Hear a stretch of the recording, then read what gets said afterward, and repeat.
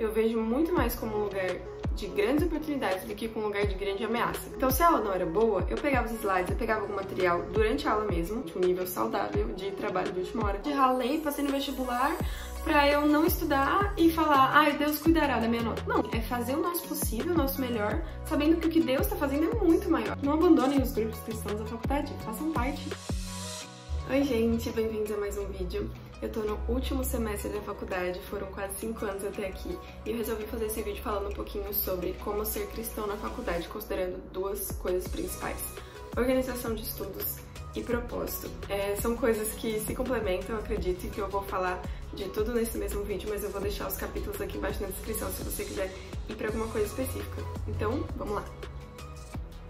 Eu acho importante a gente ir sempre além do óbvio, né? Qual que é o óbvio do cristão na universidade? Você precisa se manter firme, porque você vai encontrar um ambiente muito difícil, você vai encontrar um ambiente hostil, muitas ideias diferentes, e realmente é o que acontece. Muitos cristãos na universidade se desviam e abandonam a igreja, abandonam a fé, porque acham que não faz mais sentido e adotam outras ideias no lugar da fé, no lugar de Cristo.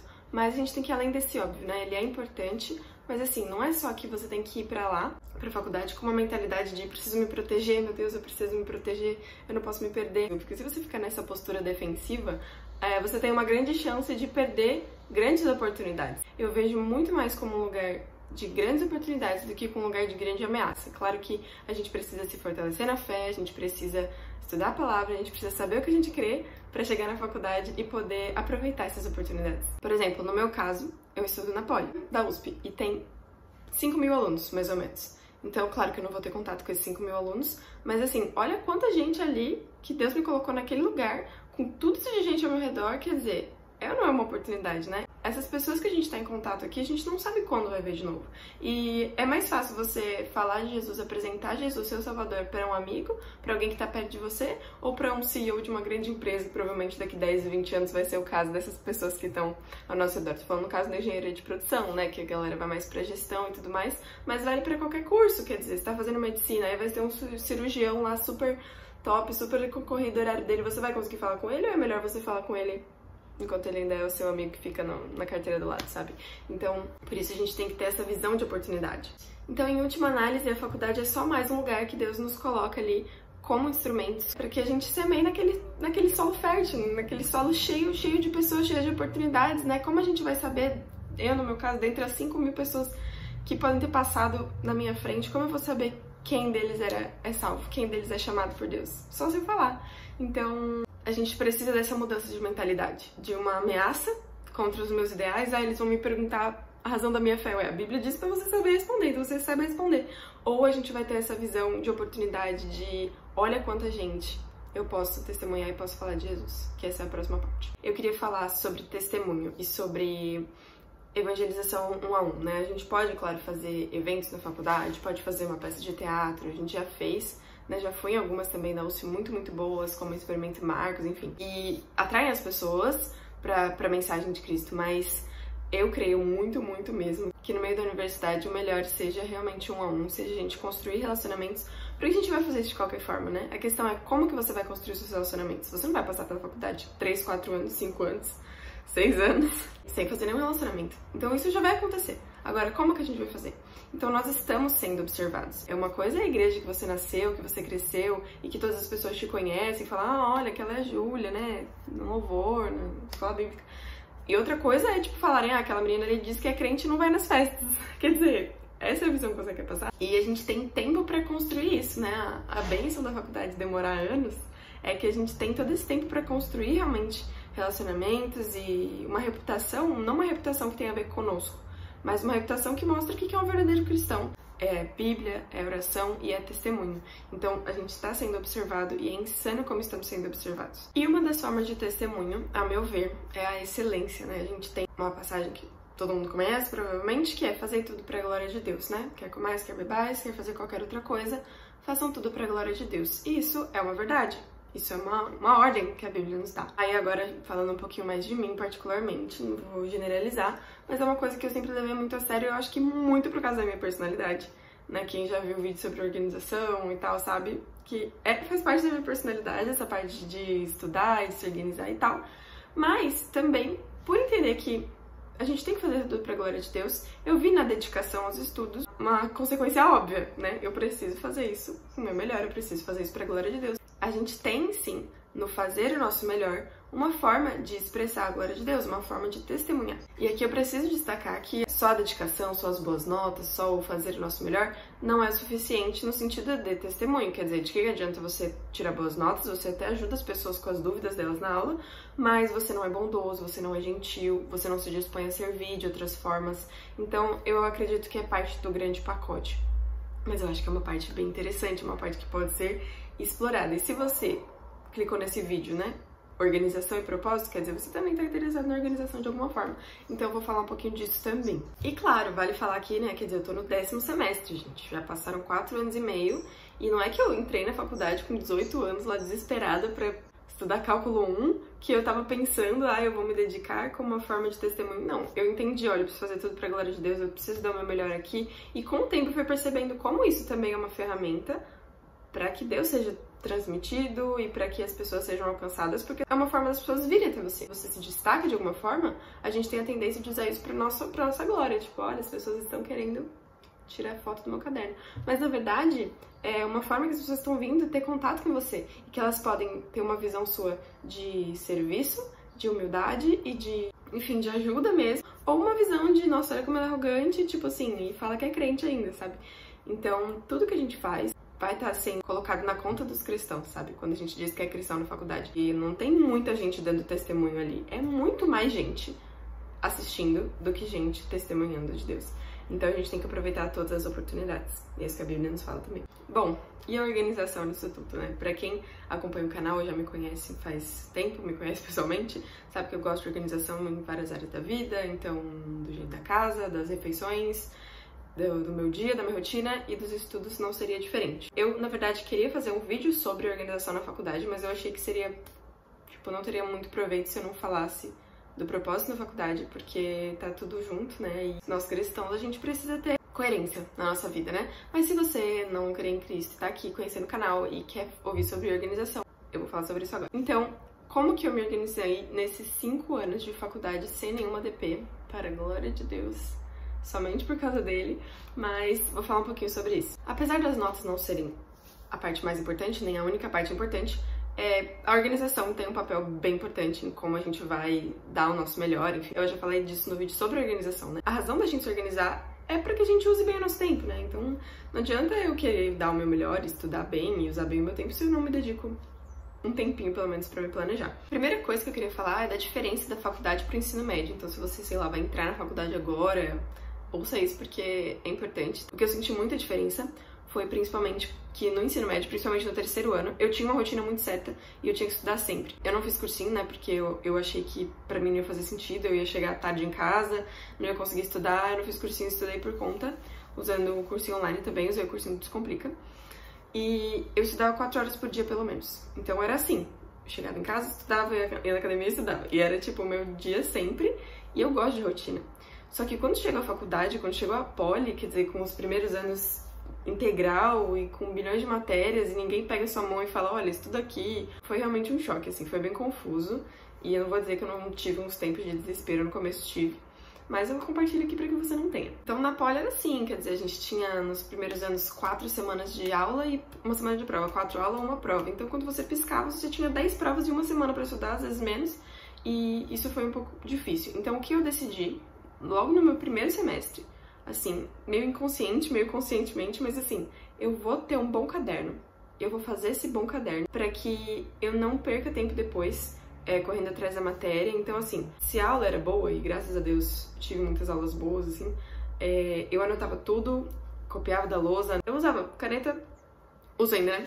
Caneta colorida, caneta preta ou azul, lápis para as coisas que foram faladas na aula, que não estavam na lousa, no slide, por exemplo, lápis ali, sempre anotando tudo que eu achasse importante, e era isso. E eu fazia e faço isso durante a aula, ou livro, enfim, pra tentar aproveitar aquele tempo da aula pra eu conseguir aprender aquela matéria, porque eu sabia que depois ia ter outra matéria que eu também talvez não ia entender, e se eu deixasse tudo pra fazer quando eu chegasse em casa, e muitas vezes eu chegava bem cansada, porque eu morava longe da faculdade, não ia rolar. Então eu falei, vou fazer um bom caderno, aproveitar o tempo da aula, e é isso. No ensino médio eu até fazia para algumas matérias escrever de lápis na aula e passar limpo em casa, com todo capricho e tudo mais. Eu falei, não vai dar certo isso aqui.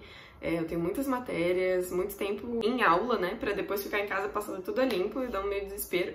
Então eu falei, vou fazer isso, vou pegar o tempo da aula e vou fazer um bom caderno durante a aula. Às vezes, quando não dava, às vezes quando não tinha muito material disponível, tinha que pegar na biblioteca, etc. São as exceções, mas na maior parte das vezes era isso, tentar aproveitar ao máximo aquele tempo ali que eu tinha. Por outro lado, uma coisa boa de diferença do ensino médio é que eu senti que é possível não estudar exaustivamente todo dia, tipo, dá pra ter uns descansos, principalmente pós-semana de prova, assim, tipo, você não precisa pegar nenhum livro, calma, respira, e depois vai se adaptando. Enquanto pro ensino médio não, né? Principalmente pro vestibular, era sempre estuda, e, tipo, nunca acaba, né? Porque essa é a realidade do ensino médio, né? Do vestibular.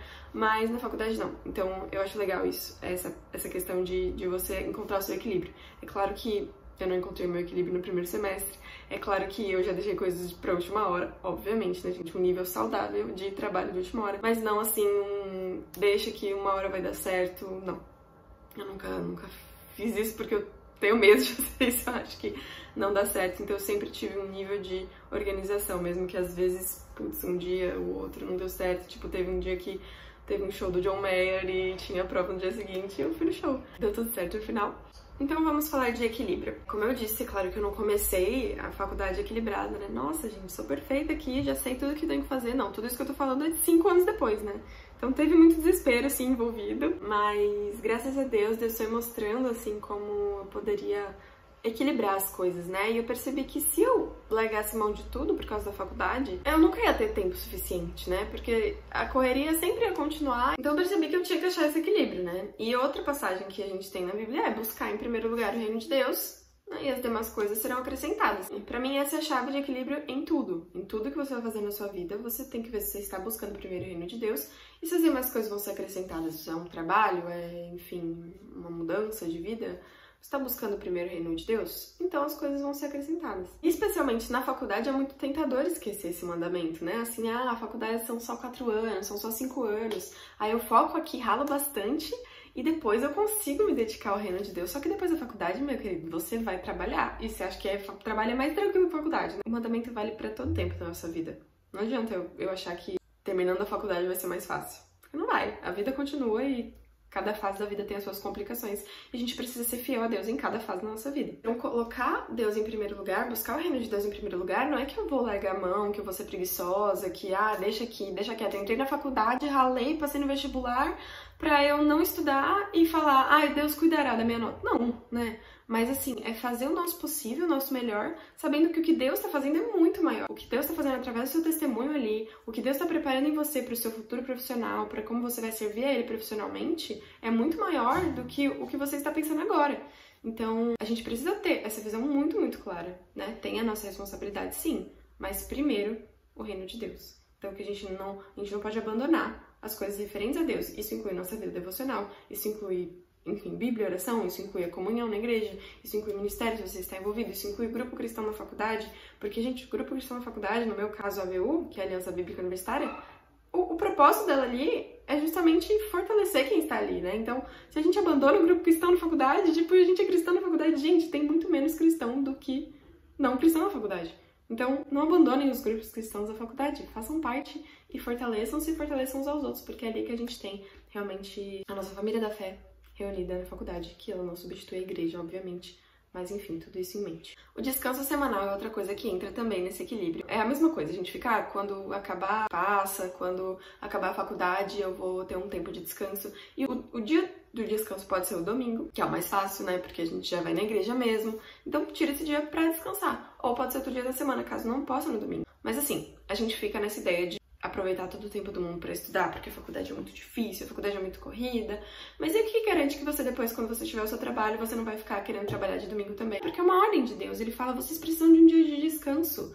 E essa questão de descansar não é passar o domingo dormindo. Não, é você vai na igreja, você tem comunhão, você reconhece que é Deus que está no controle da sua semana e que antes de mais uma segunda-feira, você reconhece que é Ele que está à frente e que por mais que você tente fazer muita coisa, é Ele que faz mais do que você.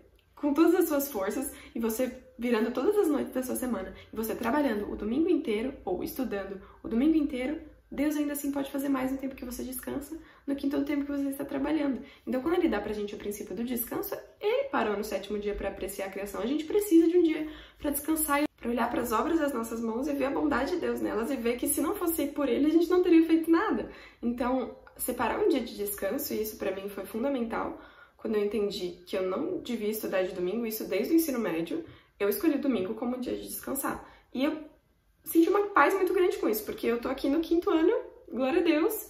Então, assim, ele realmente cuidou das coisas, sabe? Ele realmente cuida das coisas, mas é aquilo. Eu não vou estudar no domingo, beleza, mas durante a semana, qual que é a minha dedicação, né? O que eu tenho feito? Eu tenho feito realmente o meu melhor? Porque às vezes a gente também não se dedica durante a semana, quer compensar no fim de semana, no domingo, falar, ai, não posso ir pra igreja. Então, assim, a gente não vai definir padrões aqui do tipo, você pode, você não pode. Mas uma coisa é certa, Deus definiu que a gente tem um dia de descanso. Então, eu tomei isso pra minha vida como ordem mesmo de Deus. E você pode escolher fazer isso ou não. Mas você sendo cristão, você não pode escolher obedecer a Deus ou não. Então, obedeça a Deus e sonde seu coração pra ver se você realmente tá descansando como você deveria. E outra coisa, gente, nós temos limites, sabe? Tipo, a gente fica, vou vir à noite, vou dormir 3 horas por noite. Por muito tempo na faculdade, eu dormi 5 horas por noite, achei que era suficiente. Hoje em dia eu durmo 8 horas por dia, tô maravilhada, assim, como é bom dormir. Deus nos criou com limites, né? A gente já falou disso num vídeo. Há pouco tempo, Deus nos criou com limites. Então, o que eu posso fazer? Vou ignorar os limites que ele me deu, né? Eu preciso respeitar esses limites de sono, de descanso. Então, agora vamos para coisas mais práticas para finalizar esse vídeo. Como eu falei sobre os meus cadernos, né? Então eu aproveitei o tempo da aula para fazer os cadernos bem feitos e tudo mais. E eu tentava, na medida do possível, revisar a matéria da semana. Isso foi um pouco mais difícil, porque muita coisa sempre acabava não dando muito tempo. Mas pelo menos aquele tempo da aula eu sempre aproveitei para a matéria da aula. Então agora sobre os cadernos. Infelizmente, meus cadernos, desde o 1º semestre até o 8º, estão no Brasil, mas eu tô com esses aqui. Então eu vou mostrar um pouquinho pra vocês. Olha aqui, tá vendo? Então, basicamente, é assim. Eu uso só paleta sulfite, caneta preta ultimamente. Parei de usar caneta azul, aboli caneta azul da minha vida, só uso caneta preta. E uso marca-texto para as coisas coloridas.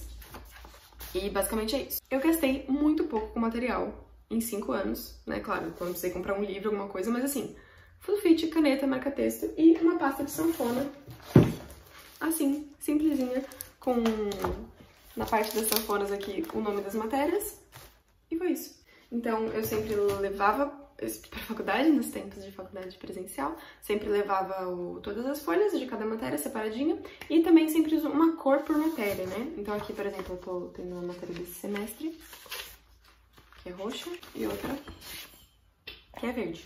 Então eu sempre uso isso e é incrível esse negócio de memória fotográfica, que cada um tem que saber a memória que tem, né, e o que funciona melhor pra você. Mas pra mim, assim, tem coisa do ensino médio que eu lembro que eu fiz de azul e eu lembro o que é. Pra mim funciona muito bem, com cores. Então se eu posso te dar uma dica, se pra você funciona com cores, usa uma cor pra cada matéria, porque sempre que você tá buscando na memória, vem aquela cor e te ajuda. Então, ao final de cada semestre, eu encaderno. Infelizmente não tenho aqui, vou ver se eu tenho alguma foto pra mostrar pra vocês. Mas em caderno tem um material de consulta, né? Faz uma capa simples, escrevendo o nome das matérias, as cores. E eu tenho um material de consulta pro semestre seguinte ou até profissionalmente, vai que eu preciso, né? Não sei, eu fiz nessa expectativa, espero que eu use esses cadernos. Mas também pra ficar bonitinho, né? Porque, como eu falei, eu gosto de organização, eu tenho um caderninho por semestre, bonitinho. Mas pra facilitar a consulta, pra deixar tudo junto. Então eu também numero as folhas de sulfite, né? Claro, pra não me perder. E aí, na hora de encadernar, eu encaderno todas as matérias juntas. Eu não vou por data, eu vou matéria 1, matéria 2 e faz um caderninho assim, um bolinho. E claro que eu vou trazer do Brasil eles quando possível, porque são meu xodó, né? Eu gosto dos meus caderninhos encadernados, porque deu muito trabalho pra fazer, né, gente? Então a gente tem que valorizar o nosso trabalho. Fora isso, eu usei a agenda do Google por uns 2 anos, né? O Google Agenda, com tudo que eu precisava fazer. Então eu colocava os horários de cada matéria, de cada aula, usava as mesmas cores do caderno no Google Agenda. Você não precisa fazer isso, né? Isso já é toque mesmo. E aí eu colocava tudo, eu colocava a hora de almoçar, a hora que eu saía de casa pra ir pra faculdade, o que eu ia fazer naquele tempo. Então, putz, eu tinha 1 hora, às vezes mais de 1 hora pra faculdade. Você perde isso no celular fácil, mas normalmente eu escutava alguma coisa, eu lia alguma coisa, tentava adiantar também, usar bem o meu tempo. E tinha o tempo de descanso, tempo de academia, enfim, eu tinha o tempo de tudo lá no Google Agenda. Com o tempo, a faculdade começou a ficar um pouquinho mais tranquila, nos 2 últimos anos da engenharia de produção. Eu parei de usar o Google Agenda e aí uso o meu planner normal, como eu já mostrei pra vocês também. Então eu coloco as minhas tarefas aqui e uso o post-it aqui no notebook. Então tem aqui um post-it com as tarefas do meu dia e naquela lógica de espaços vazios que eu já expliquei também em outro vídeo. Nossa, gente, tá chovendo bastante aqui. Você usar os espaços vazios do seu dia para preencher coisas e preencher atividades que você pode querer fazer. No caso, eu uso isso para fazer as tarefas da faculdade, os trabalhos, as coisas que eu preciso fazer. Ah, sim, e esse semestre eu também estou fazendo meu TCC, né? Desde lá de abril eu tô fazendo meu TCC. E eu também tenho que organizar ele de alguma forma, né? Como eu não tô estagiando, fica um pouco mais fácil, eu tenho mais tempo. Mas estou fazendo TCC e tenho trabalhado nele também semanalmente. Não pretendo fazer um vídeo só sobre TCC, tem muitos vídeos aí na internet sobre isso. O meu foco era mais passar essa ideia geral de organização e de como vocês podem usar de alguma forma para a vida de vocês. Então, para finalizar, eu queria deixar um conselho final aqui, depois de tanta organização, para você cristão na universidade, você que está entrando, você que vai entrar ano que vem, você que está na universidade. Seu propósito na universidade não é só ter boas notas e testemunhar pelo seu exemplo de estudioso, de alguém inteligente. Claro que isso é bom, isso mostra que você está aproveitando a oportunidade que Deus te deu de estudar, mas isso não é o principal são as oportunidades que Deus vai te dar nesse lugar. Então, olhe com toda atenção, com todo carinho para os seus amigos, para as suas duplas ou grupos de trabalho, para os seus professores. Aproveite o tempo que você tem, os almoços, se Deus quiser, em breve, almoço no Bandejão, o pessoal da USP, mas também qualquer outra faculdade integral que tenha almoço, que tenha tempo de comer junto, aproveite esses tempos, porque eles não vão voltar. E eles fazem parte do propósito de Deus para sua vida nesse local, porque tem muitas pessoas que você não sabe quando vai ver de novo.